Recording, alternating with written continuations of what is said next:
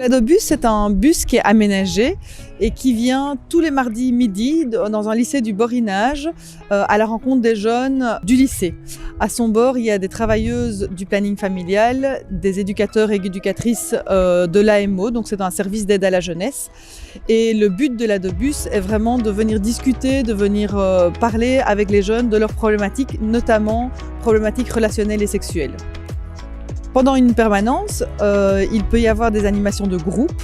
Donc on a une table à l'extérieur avec des flyers, avec des jeux de cartes, avec des petits jeux divers et variés où les jeunes viennent en groupe et peuvent discuter avec les travailleurs et les travailleuses.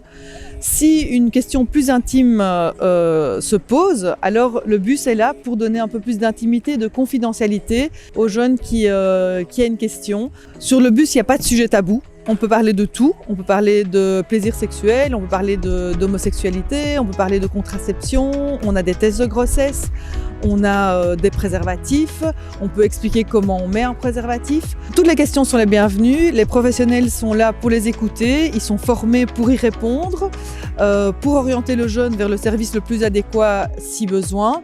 Et surtout, on est dans le non-jugement, c'est-à-dire que notre but n'est pas de juger la difficulté ou la situation de la personne, mais de l'accompagner au moment donné. Ce que le projet apporte aux jeunes, il apporte, je pense, cette liberté de parler, c'est un endroit où ils peuvent se poser, où ils peuvent aborder des questions qu'ils n'aborderaient pas avec leurs parents, avec le corps professoral ou avec le PMS. Donc la parole est vraiment libérée. Pour les professionnels, ça leur donne accès à des jeunes qui ne se rendraient pas au planning familial en temps normal parce que le planning familial est trop loin, parce qu'il faut payer le bus, parce qu'on doit dire à ses parents où on va. Et donc du coup, les professionnels peuvent avoir accès à leur public sur leur milieu de vie ou de scolarisation.